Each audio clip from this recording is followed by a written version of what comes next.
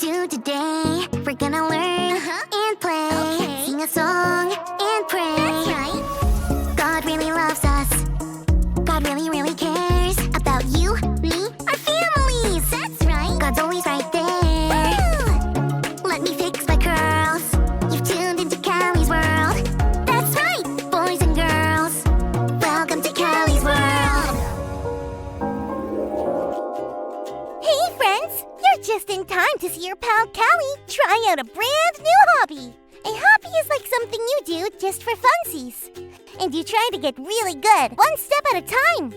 My new hobby is obstacle courses. An obstacle course is a fun path full of super fun things to go over, under, and around. Want to see the one I mean? I'm actually about to run through it. Let's go! First, we have to hop, hop, hop. This is called the pool noodle jumps of power. It's pool noodles all in a row. And you hop, hop, hop over each one. Phew! I did it! Next is the Great Tunnel of Total Darkness. I got some boxes from the garage and my mom helped me cut the sides out so I could make a big tunnel you have to crawl through. It's not actually total darkness in there, but pretend with me. Let's Callie crawl. We made it through. Then it's the wiggly wobbly zigzag path. I used upside down cups to show you where you need to zig to and where you have to zag to. Here I go. Zig zag, zigzag, hooray! Finally, it's the super hot hop spots. I drew circles on the sidewalk with red chalk, and you have to hop from one to another. But you have to hop quick, because these hop spots are blazing hot. Ouch, ouch, ouch! Hot, hot! I made it! Watch me break through the finish line of triumph! It's a streamer I had left over from the mascot practice. That was so much hobby-tastic fun! Hey, Callie! Acorns! What is this magical outside Adventureland? It's Callie's Adventure Obstacle Course. Wanna try? Do squirrels love curls? Huh? Yes, I want to try. This looks acorn-credible. Here I go! I wonder if I should try to lead him through the obstacles. Nah. He probably wants to figure it out himself. Here he goes on the pool noodle jumps of power. Oh, no! Instead of jumping, he tried to run through the pool noodles and got tangled. Here comes the Great Tunnel of Total Darkness. Oh no! He tried jumping over it and crashed. Now the wiggly, wobbly zigzag path. Uh-oh. He zigged when he should have zagged. Next are the super hot hop spots. He was supposed to hop, but he mostly tumbled and stumbled over the hot hop spots. I hope he doesn't burn his squirrel fur. Time for the finish line of triumph. Here he comes. He didn't run through it. He just pulled it off the tree. Chip, you did. Well, you did it, Chip. Callie, why didn't you lead me? I thought I was being a good friend by keeping quiet. But you needed a brave leader. A brave leader shows the way. A brave leader speaks up when someone needs help. That reminds me of a Bible story from the Bible where someone had to speak up, be brave, and lead. And their situation was much more serious than an obstacle course. Let's check it out. Today's Bible story comes from Esther, chapters 4, 5, and 7. A long time ago, there was a young woman named Esther. She lived in a big palace because she was the queen of Persia. Esther wasn't always a queen. She started out just like any other girl. She was kind, thoughtful, and someone who loved God. But God had a very special plan for her life. She was one of God's people called the Jews. The people in the palace didn't know that Esther was a Jew, but she continued to trust God. One day, Esther got a message from her cousin Mordecai. It was sad news. A man named Haman wanted to hurt God's people. Mordecai asked Esther to go to the king for help. But Esther felt scared. The king had a rule. No one could go talk to the king unless the king called them. If someone went in without the king telling them to enter, they could get in big trouble.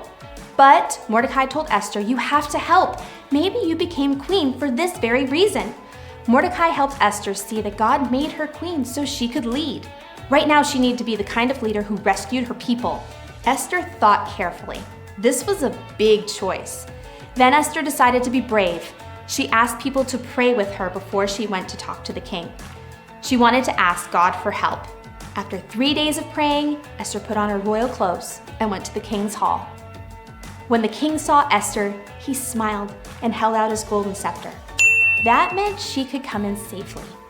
The king said, "What do you want, Queen Esther? I will give it to you."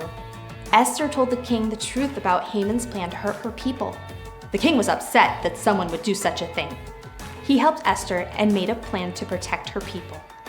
Because Esther spoke up bravely, her people were saved. When Esther chose to be brave and help others, she showed that being a leader means following God. God helps us lead by giving us courage and kindness too. We're leaders when we do what's right, even if it's not easy. God helped Esther have courage to be wise, and God helps you lead too. You're made to lead.